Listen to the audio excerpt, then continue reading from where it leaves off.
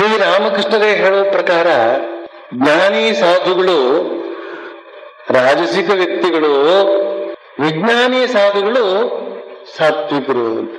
ಜ್ಞಾನಿ ಸಾಧುಗಳು ಕೂತ್ಕೊಂಡು ಹೇಳ್ತಾರಂತೆ, ಒಳ್ಳೇದು, ಏನಾದ್ರೂ ಹೇಳೋದಕ್ಕಿದೆಯೋ, ಏನಾದ್ರೂ ಕೇಳೋದಕ್ಕಿದೆಯೋ ಹೇಳಿ ಅಂತ.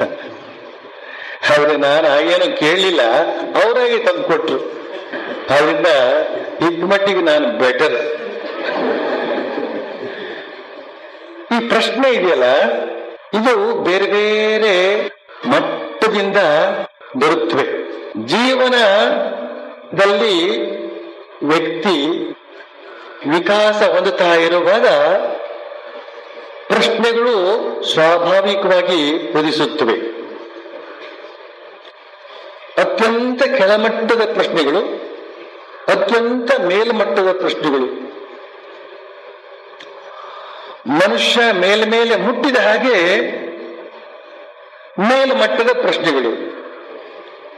ಕೆಳಮಟ್ಟದಲ್ಲೇ ಇರುವಾಗ ಅವನಿಗೆ ಅದೇ ಚಿಂತೆ, ಅದಕ್ಕೆ ಸಂಬಂಧಪಟ್ಟಂತಹ ಪರಿಹಾರವನ್ನೇ ಅವನು ಅಪೇಕ್ಷೆ ಪಡ್ತಾನೆ, ಸಹಜ.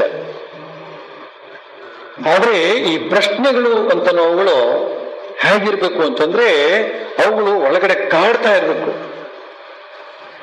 ಯಾವನೋ ಆ ಪ್ರಶ್ನೆಯನ್ನು ಕೇಳ್ತಾನೋ ಅವನನ್ನ ಆ ಪ್ರಶ್ನೆ ಅಥವಾ ಪ್ರಶ್ನೆಗಳು ಕಾಡ್ತಾ ಇರ್ಬೇಕು. ಆ ಪ್ರಶ್ನೆಗೆ ಉತ್ತರ ಸಿಕ್ಕದಿದ್ರೆ ಆಗೋದಿಲ್ಲ ನನಗೆ ಅಂತ. ಆಗ ಆ ಪ್ರಶ್ನೆಗೆ ಉತ್ತರವನ್ನ ಪಡೆದಾಗ ಅವನಿಗೆ ಒಂದು ಬಗೆಯ ಆನಂದ ಉಂಟಾಗುತ್ತೆ. ಈಗ ಹೋದ್ರೆ ಕುತೂಹಲ ಸಮಾಧಾನ ಆಗುತ್ತೆ ಅಷ್ಟೇನೆ. ಅದು ಒಂದು ಬಗೆಯ ಸಮಾಧಾನ. ಬಾಯಾರಿಕೆ ಆದಾಗ ನೀರು ಕುಡಿದ್ರೆ ಸಮಾಧಾನ ಆಗೋದಿಲ್ವೇ? ಆ ತರ ಪ್ರಶ್ನೆ ಹೇಳ್ಬೇಕು. ಇದನ್ನ ಎಲ್ಲ ಋಷಿಮುನಿಗಳು ಒಪ್ಕೊಂಡಿದ್ದಾರೆ. ಕೃಷ್ಣ ಕೂಡ ಭಗವದ್ಗೀತೆ ಹೇಳಿದ್ದಾನೆ, ಪ್ರಶ್ನೆ ಹೇಳ್ಬೇಕು. ಯಾರಿಗೂ ಪ್ರಶ್ನೆ ಹೇಳೋದಿಲ್ಲ ಅಂದ್ರೆ ಇಬ್ಬರಿಗೆ. ಒಬ್ಬ ಮಹಾಜ್ಞಾನಿ ಆಗಿರ್ತಾನಲ್ಲ, ಅವನಿಗೆ ಪ್ರಶ್ನೆ ಹೇಳೋದೇ ಇಲ್ಲ. ಯಾಕೆ ಹೇಳ್ಬೇಕು? ಆಮೇಲೆ ಇನ್ನೊಬ್ಬ ಇದ್ದಾನೆ, ಅವನಿಗೆ ತದ್ ವಿರುದ್ಧ. 3 ಹೊತ್ತು ಸಿಕ್ಬಿಟ್ರೆ ಸಾಕು, ಅವನಿಗೆ ಹಿಂದ್ಕೊಂಡು ಬಿದ್ದಿರ್ತಾನೆ. ಅವನಿಗೆ ಪ್ರಶ್ನೆನೇ ಹೇಳೋದಿಲ್ಲ. ಊಟದೊಂದಿಗೆ ಒಂದು ಪ್ರಶ್ನೆ ಹೇಳ್ತೀವಿ, ಯಾರು ಹಾಕ್ತಾರ ಅಂತ ಅಷ್ಟೇ. ಇದರ ನಡುವೆ ಇರ್ತಕ್ಕಂಥ ಎಲ್ಲ ವ್ಯಕ್ತಿಗಳಿಗೂ ಪ್ರಶ್ನೆ ಹೇಳುತ್ತವೆ, ಹೇಳ್ಬೇಕು. ಪ್ರಶ್ನೆ ಹೇಳುವುದು ಮನುಷ್ಯ ವಿಕಾಸದ ಹಾದಿಯಲ್ಲಿ ಇದ್ದಾನೆ ಅಂತಂದ್ರೆ ಸ್ಪಷ್ಟ ಸಂಕೇತ. ಈ ಪ್ರಶ್ನೆ ಕೊನೆಗೆ ಯಾವ ರೀತಿ ಹೇಳ್ಬೇಕು ಅಂತಂದ್ರೆ, ಬುದ್ಧನಿಗೆ ಎದ್ದ ಹಾಗೆ. ಬುದ್ಧನಿಗೆ ಪ್ರಶ್ನೆ ಎದ್ದಿತ್ತು, ಏನಿದೆ ಈ ಪ್ರಪಂಚ ಅಂತ. ಆ ಮುದುಕನೊಬ್ಬನನ್ನು ನೋಡಿ, ಆ ಕಾಯಿಲೆ ಮನುಷ್ಯನನ್ನೊಬ್ಬನ, ಕುಷ್ಠರೋಗಿಯನ್ನೊಬ್ಬ ನೋಡಿ, ಆ ಶವವನ್ನ, ಮನುಷ್ಯನ ಶವವನ್ನ ನೋಡಿ ಅವನಿಗೆ ಪ್ರಶ್ನೆ ಎದ್ದಿತ್ತು, ಏನಿದು ಅಂತ. ನಮಗೂ ದಿನ ಬೆಳಗಾದ್ರೆ ಹೇಳುತ್ತೆ ಏನಿದು ಅಂತ. ಅವನು ಸಮಾಧಾನ ಮಾಡ್ತೇವೆ, ಒಂದು ಕಪ್ ಕಾಫಿ ಕುಡಿದು ಅಲ್ಲೇ ಸಮಾಧಾನ ಮಾಡ್ಕೊಳ್ತೇವೆ. ಯಾರನ್ನೆಲ್ಲ ಉತ್ತರ ಪಡಿತಿರ್ತಾರೆ ಅದಕ್ಕೆಲ್ಲ ಏನೋ ಇದ್ದಿದ್ದೇ ಇದೆಲ್ಲ ಮಾಮೂಲು ಅಂತ ತಿಳ್ಕೊಂಡು. ಆದ್ರೆ ಅವನಿಗೆ ಹಾಗಾಗಲಿಲ್ಲ, ಅದಕ್ಕೆ ಉತ್ತರ ಬೇಕೇ ಬೇಕಾಗಿತ್ತು. ಅದಕ್ಕೋಸ್ಕರ ಆ ಪ್ರಶ್ನೆ ಉತ್ತರವನ್ನ ಪಡೆಯೋದಕ್ಕೋಸ್ಕರ ಅವನು ತನ್ನ ಜೀವನವನ್ನೇ ಮುಡಿಪಾಗಿಟ್ಟ. ಇದು ಬಹಳ ಮುಖ್ಯ. ಆ ಉತ್ತರವನ್ನು ಅವನು ಎಲ್ಲಿಂದ ಪಡೆದ? ಅವನು ಕೇಳುವಂತ ಪ್ರಶ್ನೆಗೆ ಯಾರು ತಾನೇ ಉತ್ತರ ಕೊಡಬಲ್ಲವರಿದ್ರು ಅವತ್ತು. ಒಂದ್ ವೇಳೆ ಕೊಟ್ಟರು ಕೂಡ ಅವನಿಗೆ ಅದರಿಂದ ಏನಾದ್ರು ಸಮಾಧಾನ ಆಗ್ತಿತ್ತೆ? ಸಮಾಧಾನ ಆಗ್ತಿರ್ಲಿಲ್ಲ. ಯಾಕೆಂತಂದ್ರೆ ಮನುಷ್ಯ ಮಾತ್ರ ಅವರು ಕೊಡ್ತಕ್ಕಂಥ ಉತ್ತರ ಏನೋ ಕಾಟಾಚಾರಕ್ಕೆ ಕೊಟ್ಟಾರು ಅಥವಾ ಕೇಳಿದ್ನಲ್ಲ ಅಂತ ಕೊಟ್ಟಾರು.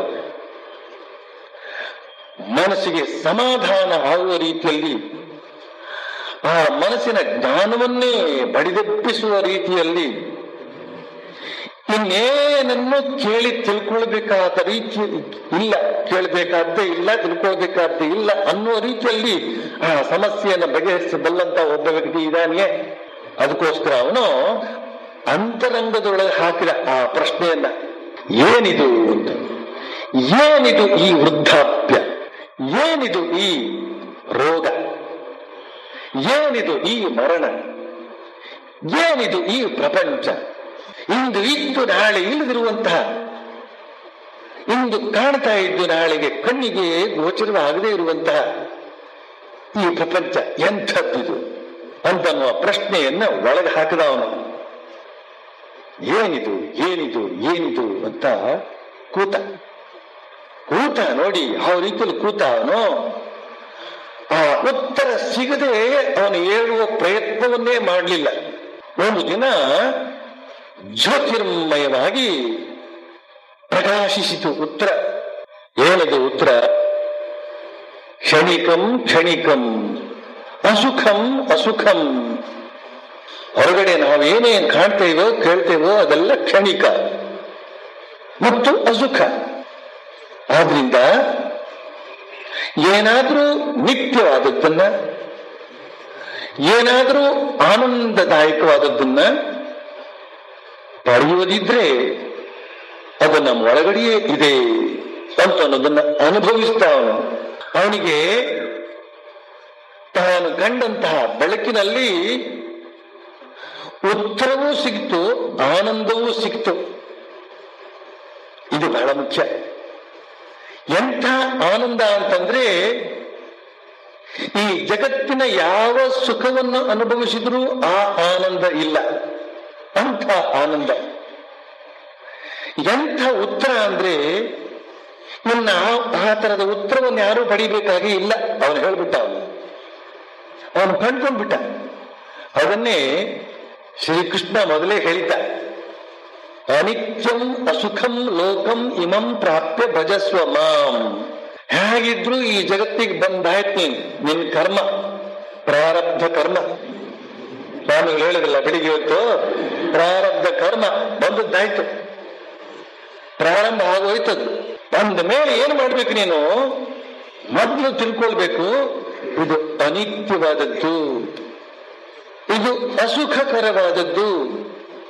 ಯಾರು ಹೇಳ್ತಿರೋದು ಈ ಮಾತನ್ನ? ಯಾರು ಇದನ್ನ ಸೃಷ್ಟಿಸಿದಾನೋ ಅವನೇ.